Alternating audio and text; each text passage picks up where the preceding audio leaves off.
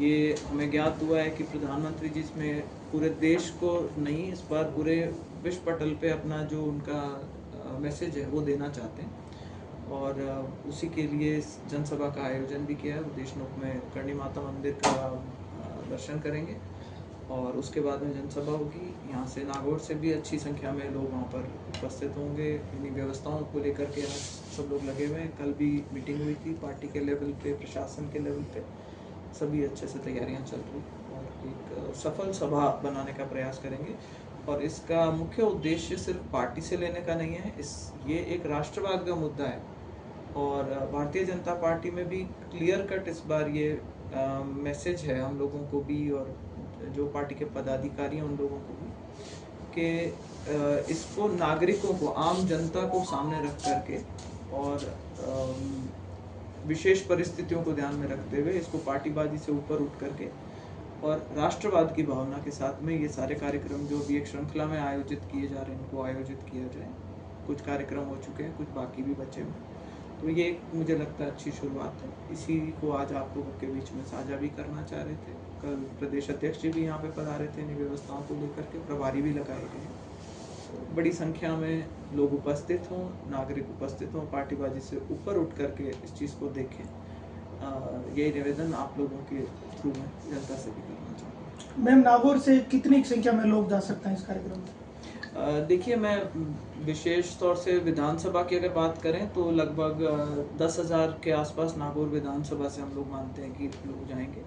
बाकी जिसका जितना डिस्टेंस है वो आप समझते हैं कि मौसम भी थोड़ा सा ज़्यादा गर्मी है, नौतपा चल रहा है और इन चीज़ों को देखते हुए मुझे लगता है कि जो भी विधानसभाएं आसपास की है वहाँ से अच्छी संख्या में सभी विधानसभाओं से लोग जा रहे हैं। एक मैम, हनुमान बेनीवाल धरना दे रहे हैं, आंदोलन कर रहे हैं। पिछले दिनों मारोड क्षेत्र में एक कार्यक्रम हुआ था जिसमें बसपा के जो प्रत्याशी रहते लोकसभा के, उन्होंने ये कहा था कि हमारे लिए तो ठीक है, ये फिर से जीत गया, पिछली बार भी जीत ही थे ना, आपको लेकर बयान दिया था। अब ये स्थिति है कि राजपूत समाज विरोध भी कर रहा है बेनीवाल का, तो ये क्या राजनीतिक समीकरण बन रहे हैं?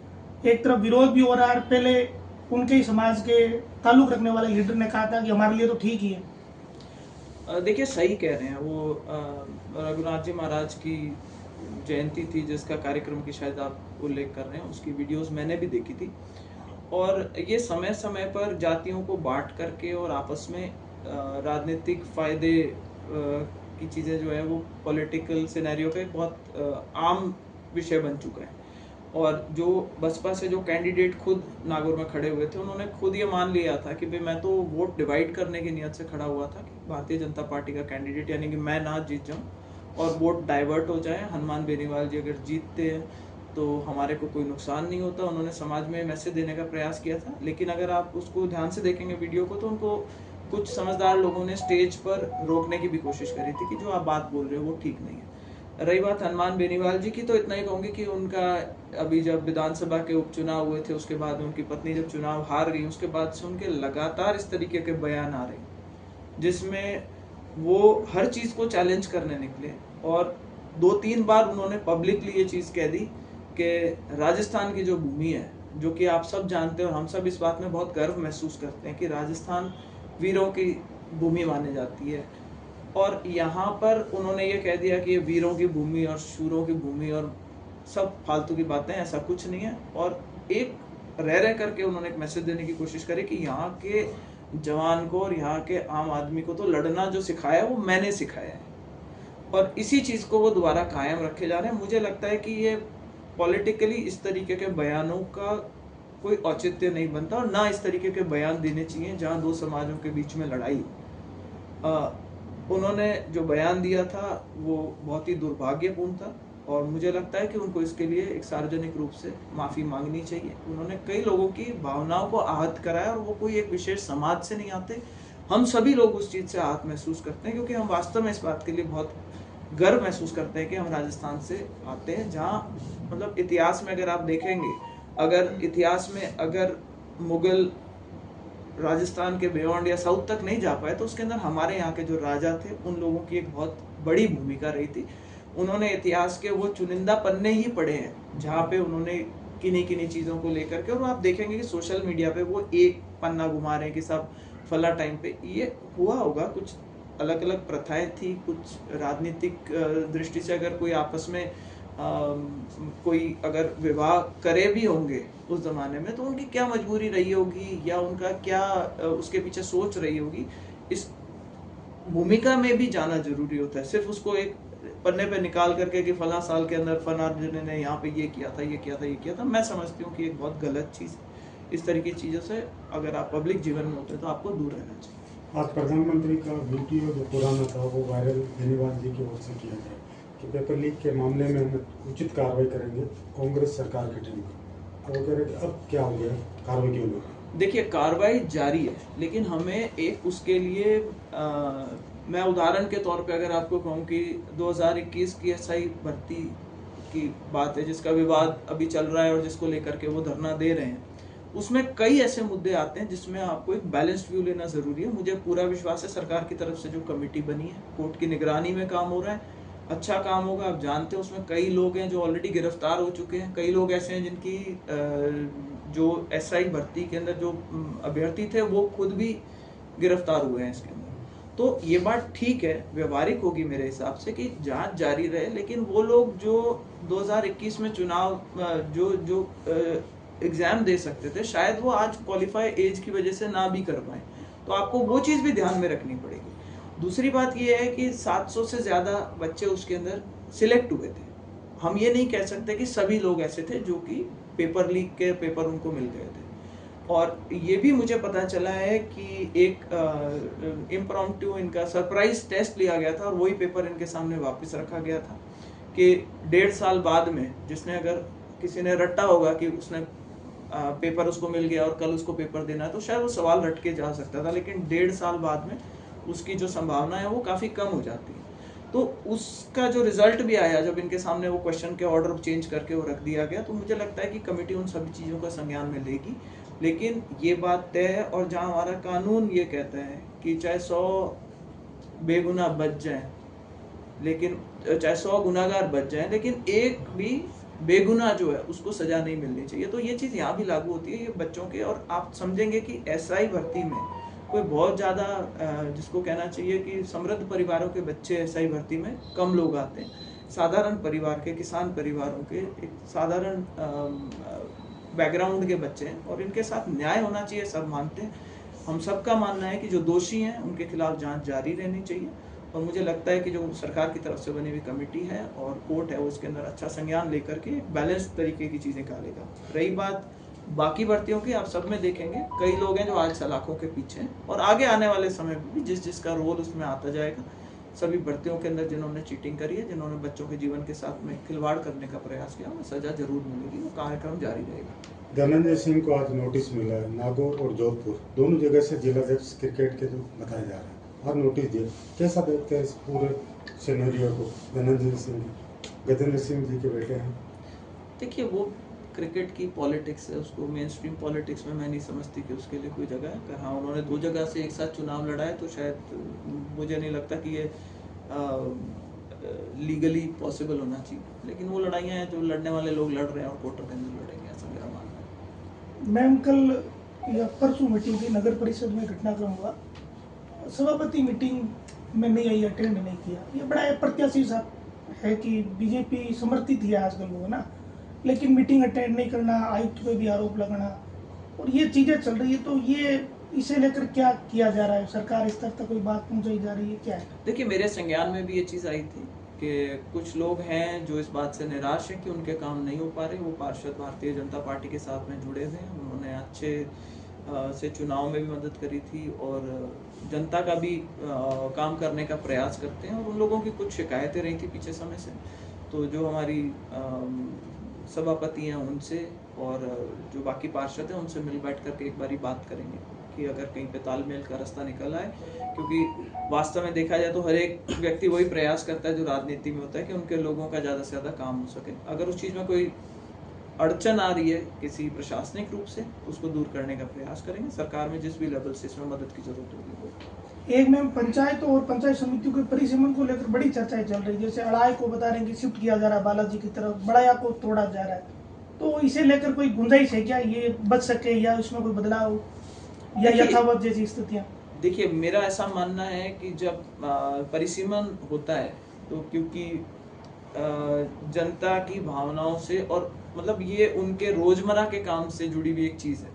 अगर किसी का हेडक्वार्टर कहाँ पे है, वो किस पंचायत में बैठा है, शहर से उसकी दूरी कितनी है, हेडक्वार्टर से कितनी दूरी है, आने जाने का रास्ता क्या है, तो ये सभी चीज़ें ध्यान में रख के फिर पॉपुलेशन कितनी है, इन सभी गाइडलाइंस को ध्यान में रखते हुए एक प्रपोजल बनता है और उसके बाद में एक समय सीमा होती है जिसमें उस पर आपत्तियां जताई जा सकती हैं और जिन लोगों के हमेशा सब सहमत नहीं हो सकते, सबका व्यक्तिगत स्वार्थ भी होता है कई बार, क्योंकि राजनीति से जुड़ी हुई चीज़ है।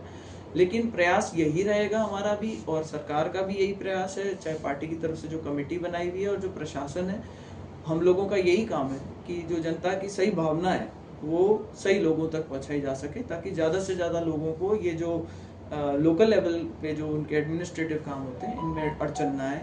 और मुझे पूरा विश्वास है कि पंचायत समितियों को लेकर के, परिसीमन को लेकर के जब फाइनल प्रिंट आएगा तो आप भी देखेंगे कि उसमें ज़्यादातर लोगों को जिसको कहना चाहिए कि खुश रहेंगे, राहत मिलेगी, ऐसा प्रयास रहेगा। एक मुद्दा मेड़ता सिटी का पशु मेले का, पशुपालक बाहर से आए थे, महाराष्ट्र काफी स्टेट से, एमपी से, 42 गाड़ियों को राजस्थान की जो बॉर्डर है बांसवाड़ा में रोका गया। ट्रक चालक है वो घूम रहे हैं, कलेक्ट्रेट में कम से कम 4 बार आ गए, सुनवाई नहीं हो रही। दोनों जगह भारतीय जनता पार्टी की सरकार है। देखिए, ये दोनों जगह के तो सिर्फ राजस्थान की बात हो रही है, बांसवाड़ा की बात है। आज वो ट्रक ड्राइवर्स कुछ आकर के हमसे भी मिले थे और उन्होंने अपनी बात रखी थी कि हमारे को एस्कॉर्ट के साथ में वहाँ भेजा गया था। तो जो हमारा प्रशासन है वो भी प्रयास कर रहा है वहाँ पे एसपी साहब से बात करने की। मैंने भी फ़ोन मिलाया था, बात हो नहीं पाई, लेकिन एक्चुअल कारण क्या है वो जाने बिना मैं इसके ऊपर टिप्पणी नहीं करना चाहूँगी, क्योंकि अक्सर जो बताया जाता है उससे पिछली बार भी ये ऐसे मुद्दे आए थे, उनमें कुछ जेन्युइन केसेस थे और कुछ इस तरीके के केसेस थे जिन्होंने रास्ते से आवारा पशुओं को उठा लिया था और जो संख्या थी या जो सर्टिफिकेट उनके पास थे या जो यहाँ से पशु मेले से कागज बना करके गए थे वो पर्याप्त नहीं थे। उसका पुख्ता सबूत बाद में हमारे पास में आया था, तब से हमें समझ में आया कि इसके दोनों पहलू हैं, इनको जब तक सही तरीके से पुष्टि नहीं हो जाए उसके ऊपर टिप्पणी करना ठीक नहीं रहेगा। ठीक है। एक मैडम पूछो पूछो। राजनीतिक स्तर है गिरता जा रहा है, जिस तरह से सोशल मीडिया पे कमेंट्स आ रहे हैं हनुमान बेनीवाल के जो नागौर से सांसद है, इसलिए आपसे ये सवाल किया जा रहा है क्योंकि आप नागौर से बिलोंग करती है और नागौर के सांसद के बारे में तरह तरह की बातें सोशल मीडिया पे आ रही है और जिस तरीके की आनी चाहिए एक सांसद का, क्या वो रुख सामने आता है कि इस तरह की बातें सामने आनी चाहिए जिस तरीके की जनता को देखने को सुनने को मिलती है, तो आगे का उनका भविष्य क्या होगा, कुछ बता सकते हैं? देखिए, वास्तव में चिंता का विषय है कि जिस तरीके से राजनीति का स्तर गिरता जा रहा है, उसमें जहाँ मेन स्ट्रीम मीडिया में इस तरीके की भाषा का प्रयोग अपन आम तौर पर नहीं देखते। सोशल मीडिया के आने के बाद में ये बात ठीक है कि एक आम नागरिक अपने आप को एम्पावर्ड महसूस करता है, लेकिन उसी के साथ में जो मर्यादा थी, मैं समझती हूँ कहीं ना कहीं उन मर्यादाओं का जो लेवल है वो काफ़ी स्तर गिर चुका है और इसका ये प्रॉब्लम पॉलिटिकल प्रॉब्लम नहीं है, ये एक सामाजिक प्रॉब्लम के रूप में मैं इसको देखती हूँ, क्योंकि ये हर एक व्यक्ति की जिम्मेदारी बनती है कि हम अगर पब्लिक में अगर कोई भी लेवल पे डिस्कोर्स हो रहा है तो किस तरीके की भाषा का प्रयोग होना चाहिए।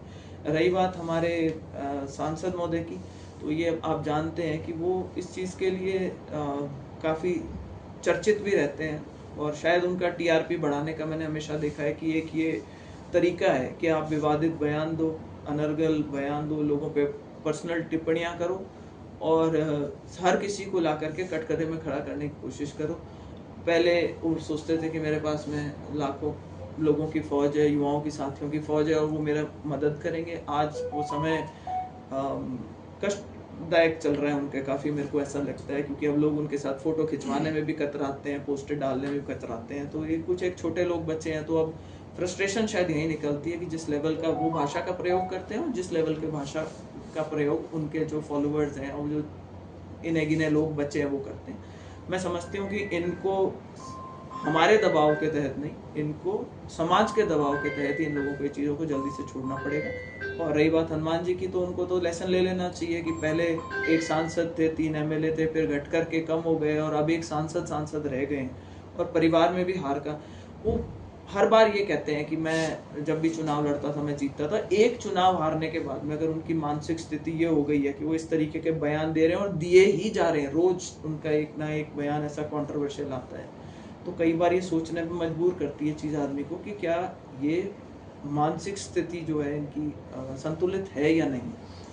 और ये पार्लियामेंट के अंदर आप बैठते हो, एटलीस्ट जिसको हम पार्लियामेंट्री भाषा कहते हैं उसका इनको प्रयोग करना चाहिए, ऐसा मेरा मानना है। और ऐसा ही दबाव समाज की ओर से इनके ऊपर होना चाहिए और इनके साथ में जो इनके फॉलोअर्स हैं उन पर भी होना चाहिए सोशल मीडिया पर। जिस तरह से SI एग्ज़ाम भर्ती कोर्ट में चल रही है, हनुमान बेनीवाल का धरना प्रदर्शन कितना जायज़ है कितना नहीं है, उसको लेकर आप क्या सोचते हैं? देखिए, इसको पुष्टि तो नहीं करी जा सकती, लेकिन हमारे पास जो सूचना है वो ये है कि इनको कहीं से ये इन्फॉर्मेशन मिली थी कि शायद ये भर्ती कैंसिल हो रही है, तो पड़ा जैसे आप जाइए और इसको लूट लीजिए। तो तब से वो उसी लड़ाई के अंदर वहाँ पे बैठे हुए अपने 20 समर्थकों को लेकर के, जहाँ वो कहते हैं हजारों की भीड़ आया करती थी और मैं लाखों की रैली करूँगा, तो कहीं ऐसा नहीं हो कि वो जो हुंकार रैलियाँ होती तो वो खैखार रैलियाँ बन करके रह जाए।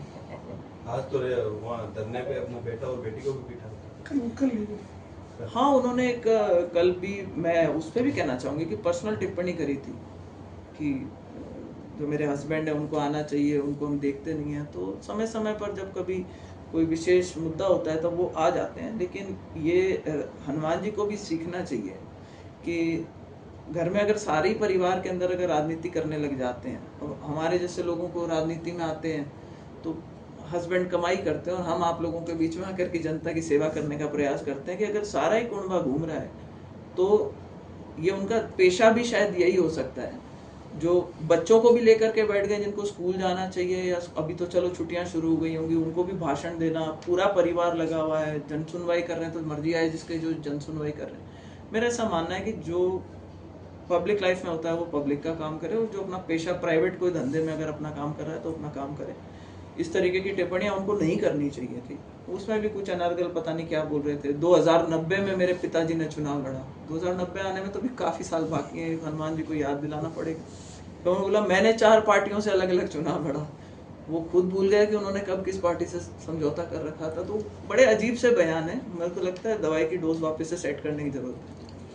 हनुमान बेनीवाल ने अपनी सुरक्षा अभी हाल ही में लौटा दी थी वापस पुणे, और एक वीडियो वायरल हुआ था जिसमें सुरक्षाकर्मी जो हैं वो बच्चों को क्रिकेट खिलाते हुए नजर आ रहे थे उनके घर में। उसको लेकर ये सुरक्षा वाला क्या मसला, कभी हट जाती है, अभी है सुरक्षा भी। देखिए, ये तो प्रशासन की चीजें हैं कि अगर कहीं किसी को वो कहते हैं कि इनको थ्रेट है, कभी देख खुद कह देते हैं कि मुझे थ्रेट है, कभी कहते हैं कि नहीं मैं तो किसी से डरता नहीं हूँ, तो हमारे को खुद ही कई बार समझने में दिक्कत होती है। और फिर जब मिल जाती है इनको सुरक्षा, उसके बाद में बच्चों के साथ में क्रिकेट खेल रहे होते हैं, तो पता नहीं, या तो हनुमान जी अंदर ही बैठे होंगे, बाहर बच्चे के साथ क्रिकेट खेल रहे हो सकता है, ये भी पॉसिबल हो। उस दिन हनुमान जी किधर थे, इस पे मेन चीज़ ये फोकस करने की कि क्या उनकी रक्षा करने के लिए वो सुरक्षाकर्मी वहाँ पे उपस्थित थे या नहीं थे, अगर वास्तव में उनके जीवन को कहीं खतरा है तो। क्यों सर पंचायत समिति की बैठक में मारपीट हुई थी, क्या घटना को देखते हैं? जगदीश मीडिया सर एंड दूसरे अदर्स बेनीवाल जी के समर्थक उप प्रधान, देखिए उप प्रधान जो है वो समय समय पर अलग तरीके की टिप्पणियां करते रहे हैं। मेरे पास में भी उनका फ़ोन आया था और वो कुछ इस तरीके की बातें कर रहे थे जिसमें अपने को कहना चाहिए कि जो कानूनी नहीं है, मुझे कह रहे छूट दिलवा दीजिए, हम भी कुछ पत्थर निकाल लें, हम भी कुछ काम कर लें। तो मैंने बता दिया था, मैंने कहा जी कानून के दायरे में रह करके जो कर सकते हो कर लो। रही बात इनके खुद के जो मैंने कहा ना, ये RLP की अब सबसे बड़ी प्रॉब्लम ये रह गई है कि इनको अपनी TRP मेंटेन करने के लिए रोज कुछ ना कुछ इस तरीके का एक शगुफा छोड़ना पड़ता है। मुझे लगता है वो भी एक शगुफे का ही उसमें रोल था। जिस तरीके की अभद्र भाषा का उन्होंने प्रयोग किया था, प्रधान जी का नाराज होना वाजिब सी बात थी। सीमा जी ने, जो मुझे ध्यान है, उनको रोकने का प्रयास किया था, उसके बाद में हाथापाई की नौबत हो गई थी। और शायद वो चाह ही रहे थे, क्योंकि वो वीडियोग्राफर वगैरह के हिसाब से लोगों को लेकर के गए थे कि वीडियो बनाना है, इसका मतलब वो अपना प्रीमेडिटेटेड थॉट के साथ गए थे कि मैं यहाँ जा करके बवाल खड़ा करूँगा और उसको मैं हाईलाइट करवाऊँगा मीडिया में। ठीक। तो मैडम, ये तो राजनीतिक बातें हो गई, अब अपन आते हैं तो एक समस्या को लेके।